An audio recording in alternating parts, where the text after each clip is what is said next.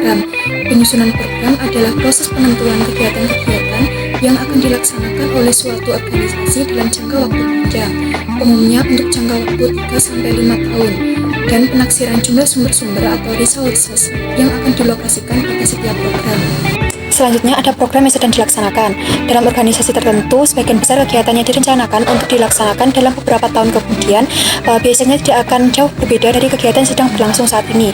Sebagai contoh, sebuah perusahaan yang berhasil menjual produknya dalam jumlah tertentu di tahun-tahun sebelumnya, cenderung akan mencapai angka penjualan yang serupa di tahun-tahun yang akan mendatang. Namun, penting bagi setiap perusahaan untuk melakukan evaluasi ulang terhadap program-program yang sedang dilaksanakan. Hal ini dikarenakan kondisi pasar di masa depan akan mengalami perubahan terkait dengan kebutuhan dan selera konsumen, persaingan yang semakin ketat, serta metode produksi yang mungkin berubah. Evaluasi ulang terhadap program yang sedang dilaksanakan itu sangatlah penting, karena agar perusahaan dapat dengan cepat mengidentifikasi potensi perubahan yang mungkin terjadi dan dampaknya terhadap aktivitas perusahaan. Dengan begitu, perusahaan dapat dengan mudah merumuskan kebijakan serta mengambil langkah-langkah yang diperlukan untuk mengatasi masalah yang mungkin muncul akibat perubahan di masa yang akan mendatang. Salah satu metode sistematis untuk menganalisis program yang sedang terlaksana ini adalah zero-based review.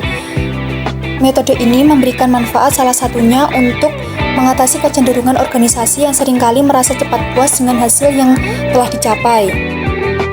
Metode ini terutama digunakan untuk menganalisis program yang sedang terlaksana di pusat biaya diskresionari seperti Departemen Akuntansi dan Departemen Personalia. Selanjutnya, usulan program baru. Kegiatan utama dalam penyusunan program melibatkan pertimbangan terhadap usulan program baru.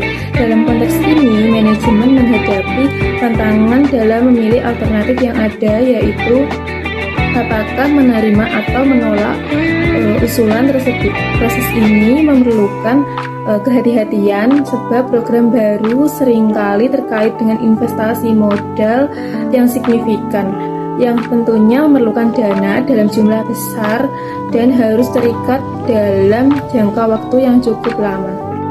Keputusan terkait usulan investasi modal lebih difokuskan pada investasi yang dapat menghasilkan laba yang terukur. Sementara itu, untuk menganalisis dan mengambil keputusan mengenai program yang tidak menghasilkan laba atau yang hasilnya sulit diukur dengan angka, digunakan pendekatan analisis biaya manfaat. Selanjutnya, analisis biaya manfaat. Analisis biaya manfaat atau cost benefit analysis merupakan suatu pendekatan analisis terhadap suatu usulan program yang tidak menghasilkan laba atau yang labanya sulit diukur dengan satuan uang.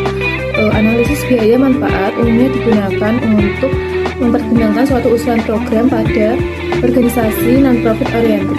Analisis tersebut juga digunakan pada perusahaan yang berorientasi mencari keuntungan, terutama untuk menganalisis usulan-usulan program yang berkaitan dengan kepentingan umum, misalnya program untuk meningkatkan keamanan dan keselamatan kerja, program untuk mengurangi polusi atau pencemaran lingkungan.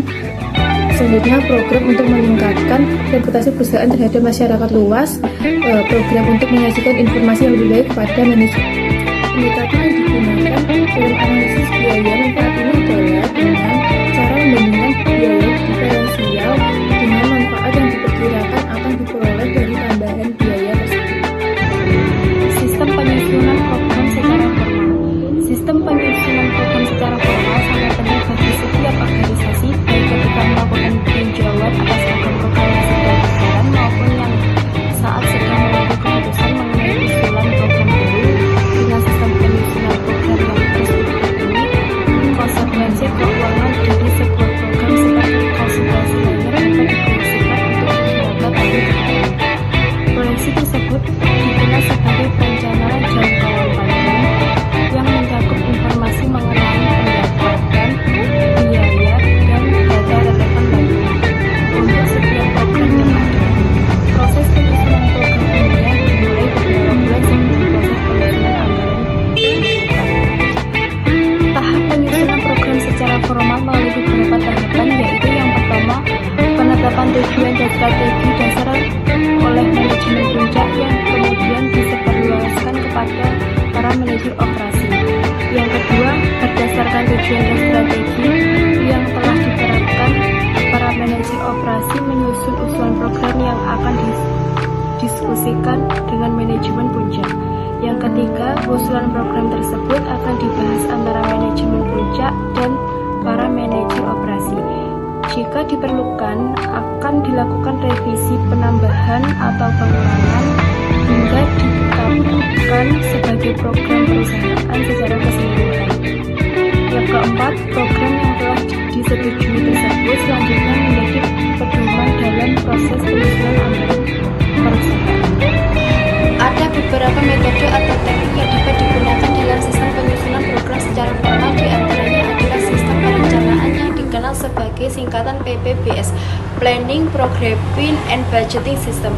Teknik evaluasi yang telah program yang dikenal sebagai PERT, Program Evaluation and Review Technique, serta metode jalur kritis yang juga dikenal dengan sebutan CPM, Critical Path Method.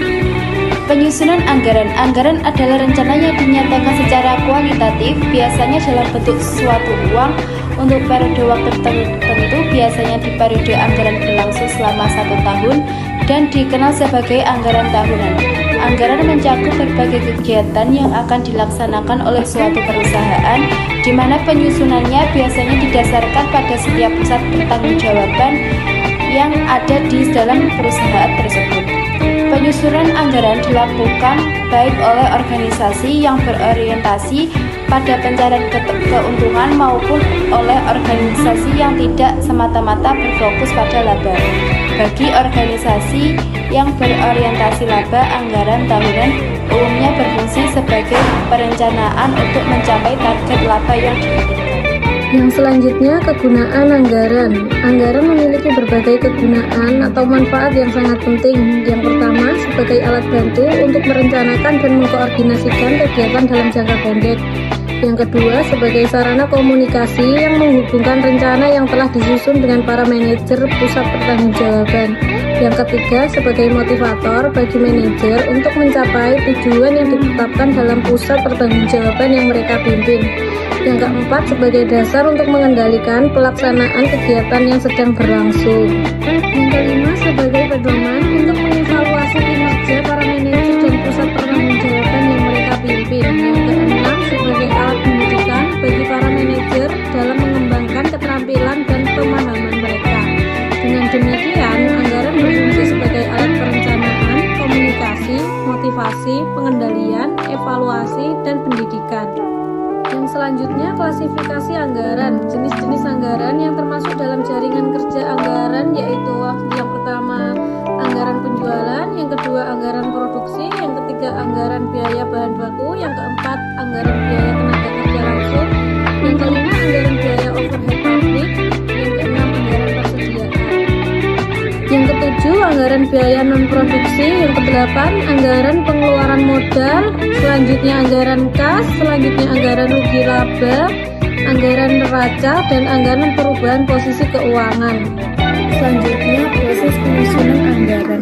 Penyusunan anggaran perusahaan biasanya dikoordinir oleh Departemen Anggaran atau oleh Komite Anggaran yang anggotanya terdiri seorang manajer pusat pertanggungjawaban.